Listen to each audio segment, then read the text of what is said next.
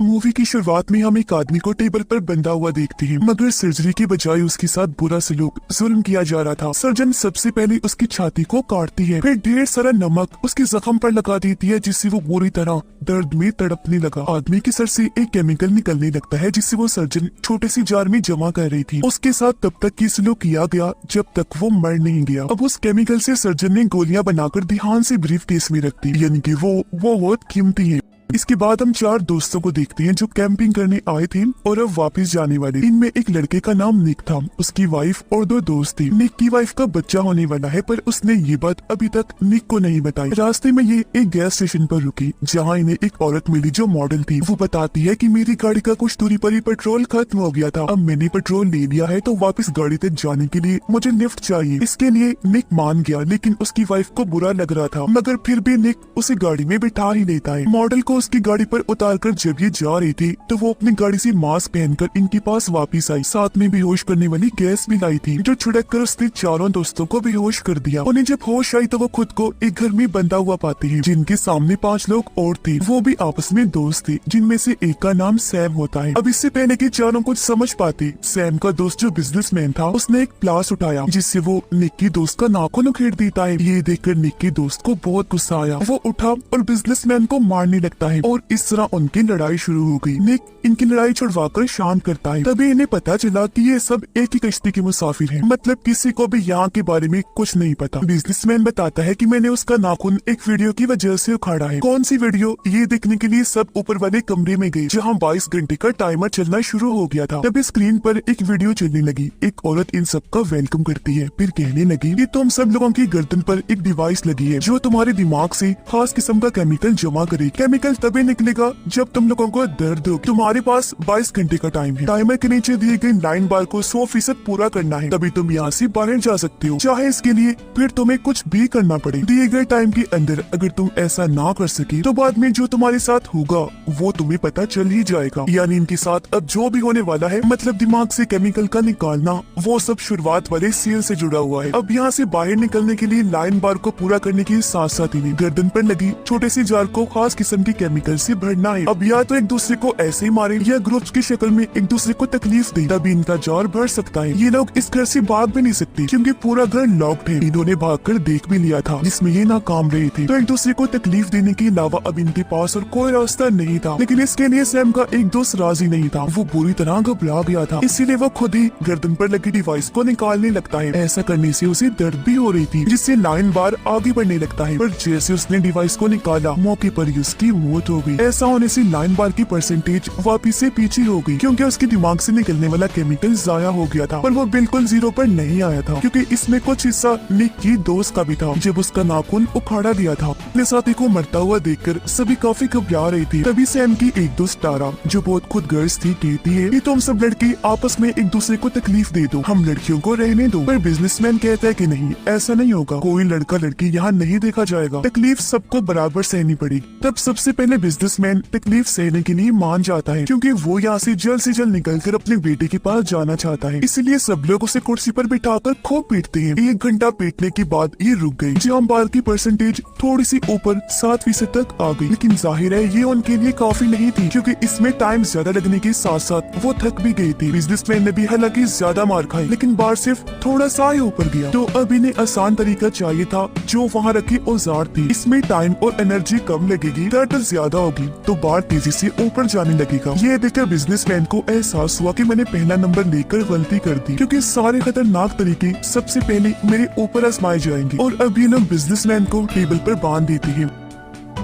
जो टारा कर रही थी वो जालिम बनी हुई थी। वो सबसे पहले डंडे से उसे खूब मारती है, फिर चाकू से उसकी सारी नाखूनें काट देती है। इससे भी उसका दिल नहीं भरा, तो वो उसकी टांग पर चाकू मारकर उसका गोश्त नोचने लगती है। सिर्फ यही नहीं, अब पहले वो उसका एक घुटना तोड़ती है, जिसके बाद दूसरी टांग भी तोड़ के रख दी। इससे वो बेचारा अब पूरी तरह से लाचार हो गया था। अभी भी टारा नहीं रुकती। इससे पहले वो उसे जान से मारती, निक बीच में आकर उसे रोक देता है। सारे लोग जब उसे बातें सुनाने लगी तो टारा कहती है कि टॉर्चर करना था तो मैंने कर दिया, इसमें मेरी क्या गलती, और मुझे तुम लोगों ने हद बताई नहीं थी कि कितना टॉर्चर करना है, इसलिए मैं करती गई। फिर अब ये लोग बिजनेसमैन की पट्टी वगैरह करती है। उसके साथ इतना बुरा सलूक करने के बाद भी तारा कहती है कि हमें कुछ करना ही नहीं चाहिए। ऐसा करती है, सब आराम से बैठ जाती है, टाइमर खत्म होने का इंतजार करती है, क्योंकि उसके बाद कोई ना कोई तो यहाँ आएगा, तब हम लोग यहाँ से भाग जाएंगे। पर ऐसा कहाँ होने वाला था, इनके डिवाइसेस से सबको मार देंगे। और अब इनके बीच फिर से ये सवाल उठा कि अगला कौन। ये मसला सुलझाने के लिए निक की दोस्त किचन में गई। उसने एक प्लेट तोड़ी जिसके कई सारे टुकड़े हो गए। एक टूटे हुए टुकड़े से वो अपनी उंगली का खून निकाल कर बाकी टुकड़ों पर नंबर लिखती है। सबने एक एक टुकड़ा उठाया तो हर एक का नंबर आने पर उनकी बारियां सेट हो गई, जिसके मुताबिक अब पहला नंबर निक का था। साथ ही इस बार ये असूल भी बना दिया कि कोई भी हद से ज्यादा टॉर्चर नहीं करेगा, जिस्म का कोई हिस्सा तोड़ेगा नहीं, सिर्फ इतना ही टॉर्चर किया जाएगा कि परसेंटेज सिर्फ 6% ऊपर जाए। एक बार सबका टॉर्चर पूरा होने के बाद ये एक बार फिर से बारियां लेंगे, यानी इनके इस गेम के 2 राउंड होंगे, क्योंकि तभी 9 बार पूरा हो सकेगा और ऐसे सबको थोड़ा ब्रेक भी मिल जाएगा। अब सैम की बारी थी तो वो टेबल पर बैठ गया। उसने जब शर्ट उतारी तो हम उसके जिस्म पर और भी कई सारे जख्मों के निशान देखते हैं। अब उसे लिटाकर गरम गरम इस्त्री उसके पेट पर लगा दी जाती है कि तभी उसने खुद ही कह दिया कि मेरे नाखून उखाड़ दो, जिस पर निक ने उसके नाखून उखेड़े तो 6% होते ही उसकी बारी पूरी हो गई। आसानी से उसने दर्द सह लिया, ना चीखा ना चिल्लाया, जिससे बाकियों को भी हिम्मत मिली। ये बहादुर होने के साथ साथ ज़हीन भी था। और अब बारी थी निक की, जिस वजह से उसकी वाइफ परेशान होती है, वो रोने लगी, लेकिन उसके पास दर्द की कुछ गोलियां थी जिससे इंसान को नींद आने लगेगी और दर्द भी नहीं होगा। वो कुछ गोलियां खुद खा लेती है जबकि कुछ निक को खिला देती है ताकि उसे दर्द ना हो, लेकिन ये उसने गलती कर दी और अब ये लोग निक को टॉर्चर करने लगते हैं। लेकिन उसका बार बहुत धीरे धीरे आगे बढ़ रहा था, क्योंकि टॉर्चर करने का मकसद यही था कि दर्द हो, दर्द से ही तो बार आगे बढ़ेगा। दिमाग को अगर सुन कर दिया जाएगा तो केमिकल भी जार में नहीं बन पाएगा, यानी ऐसे टॉर्चर सहने का कोई फायदा था ही नहीं। ये बात निक की वाइफ ने नहीं सोची, बस उसे गोलियां खिला दी। ये देखकर उसकी वाइफ को अब अपनी गलती का एहसास हुआ, लेकिन इसका अब कोई फायदा नहीं था। निक बेचारे को डबल टॉर्चर सहना पड़ा, यानी उसके अंदर ड्रिल वगैरह चलाई गई, तब जाकर उसका 6% पूरा हुआ, जिससे सारे लोग घबरा गए। इसीलिए डर कर सैम की दोस्त छुप जाती है, क्योंकि अब बारी उसकी थी। लेकिन 2 लोग किसी तरह उसे ढूंढकर बाहर लाई और अच्छे से उसे टॉर्चर किया। उसके मुंह में इन्होंने चम्मच घुसा दिया, एक कलाई भी काट दी थी। इधर वो दर्द में तड़प रही थी, जबकि उधर निक भी होश में आ गया था। वो अपनी वाइफ से नाराज था, लेकिन वो अब बता ही देती है कि मैं माँ बनने वाली हूँ। उसकी ये सारी बात तारा ने सुन ली थी।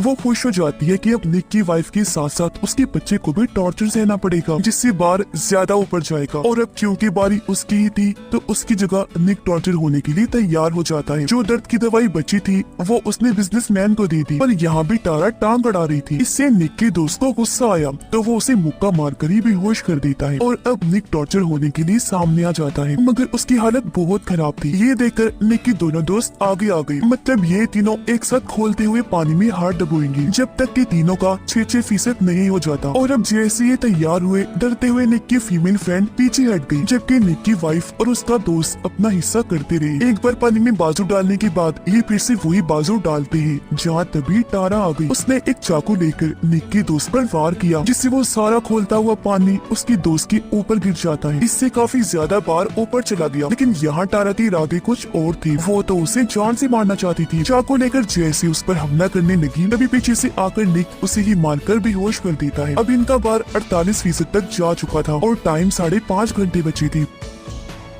अब बारी थी तारा की, जिसे तकलीफ पहुंचाने के लिए हर कोई तैयार बैठा था। जो इतने देर से वो सबके साथ कर रही थी, तो वही चीज अपने साथ होती देखकर वो बौखला गई। वो एक औजार उठाकर निक की दोस्त की गर्दन में घुसा देती है, तेजी से उसका खून निकलने लगा, जिससे वो वही मारी गई। और इस तरह उसका केमिकल जाया होने से बाहर नीचे आ गया था। ये देखकर निक की दोस्त को बहुत गुस्सा आया। वो आगे बढ़ा ताकि तारा को मार सके, लेकिन तभी निक उसे रोक देता है, समझाने लगा कि ऐसा मत करो, ये बेवकूफी होगी, क्योंकि अगर उसे जान से मार दिया जाएगा तो हम सबको और ज्यादा टॉर्चर सहना पड़ेगा, तारा के हिस्से का भी। इसीलिए उसे मारने की बजाय अपना गुस्सा उस पर निकालो, क्योंकि इससे हमारा ही फायदा होगा। निक का दोस्त मान तो गया, लेकिन वो कहता है कि एक शर्त पर, टॉर्चर मैं करूंगा। इसीलिए उसे मौका दे दिया गया। उसने एक रेंच उठाकर पहले उसकी गर्दन पर मारा, फिर एक कटर मशीन को उसकी जिल्द पर रगड़कर बहुत ज्यादा तकलीफ दी। ऐसा तब तक चलता रहा जब तक वो बेहोश नहीं हो गई। अब तक बारबी 85% तक जा चुका था, लेकिन टाइम इनके पास बहुत कम था। बार को पूरा करने के लिए इनके पास बस 1 घंटे का टाइम था। अब बचे हुए 5 लोग फैसला करते हैं कि हम अपनी गर्दन की हड्डी तोड़ेंगे, उससे हमें इतनी दर्द होगी कि और कुछ करना ही नहीं पड़ेगा, बार पूरा हो जाएगा। इसलिए निक का दोस्त एक रेंच लेकर बारी बारी सबकी गर्दन की हड्डी तोड़ देता है। लेकिन जब बारी आई निक की वाइफ की तो वो रुक गया और अब निक रेंच लेकर उसकी हड्डी भी तोड़ देता है, जिससे सच में बार पूरा हो गया। ऐसा होते ही औरत की वीडियो फिर से चल पड़ी, जिसमें वो कह रही थी कि बहुत खूब, तुम सब जीत गए हो। अब ऊपर वाले कमरे में जाओ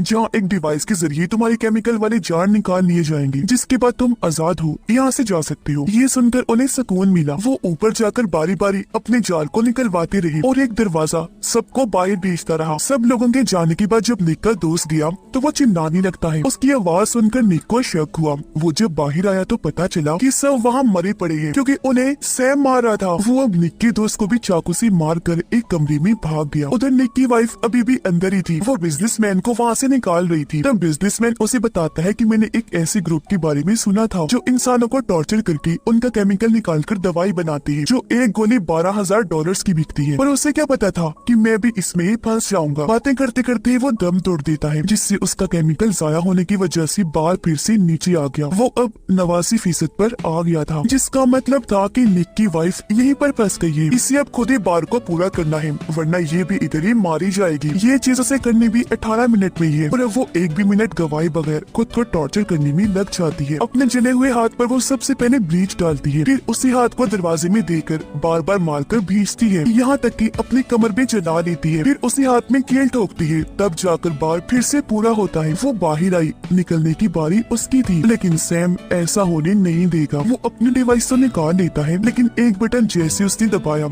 सबकी डिवाइसेस पर लगा जहर चालू हो गया। इससे सारे ही लोग तड़पने लगे, क्योंकि धीरे धीरे वो मर रही थी। इसी बीच सैम निक को बताता है कि ये मेरा 5वीं बार है, यानी ये लोग 5वां ग्रुप था जिनके बीच ये गेम खेल रहा था, क्योंकि पूरे गेम में हमने देखा कि ये सारे आइडियाज दे रहा था और इसके जिस्म पर जख्मों के निशान भी इसीलिए थे। पर ये भी कोई ग्रुप का मालिक नहीं था, बस सर्वेंट ही था। वो ये बातें जब बता रहा था तो यहाँ निक अपनी तैयारी करने लगता है। वो एक पेचकस अपने साथ लेकर आया था, जिसे वो सैम के अंदर घुसाकर उसकी जान लेता है। ऐसा करने के बाद निक वहाँ बड़ी दवाई लेता है तो बाल बाल उसकी जान बच पाती है। डिवाइस भी वो निकाल लेता है। निक ने दवाई अपने दोस्त को भी दी, लेकिन वो अपना दम तोड़ देता है। निक की वाइफ जो बेहद जख्मी थी बाहर आने की कोशिश करती है, लेकिन आ नहीं पाई, क्योंकि उसका बहुत सारा खून बह गया था, जिससे वो भी मारी जाती है। निक अकेला ही बचा था। वो एक कटर से दरवाजे का लॉक काटकर वहाँ से बाहर निकल जाता है। और अब हम कुछ दिन के बाद का वक्त देखते हैं, जहाँ निक उसे गैस स्टेशन के सामने वाले होटल में बैठा हुआ था। वो दरअसल उसी मॉडल का इंतजार कर रहा था जिसे इन्होंने लिफ्ट दी थी, और उसने इन सबको बेहोश करके इस गेम में फंसाया था। वो जैसे ही आई, निक उसका पीछा करने लगता है। इससे पहले अब किसी और को वो अपना शिकार बनाती, निकी उसे मारकर बेहोश कर देता है, फिर गाड़ी में डालकर अपने साथ ले गया और उसके जरिए बाकी लोगों तक पहुंचेगा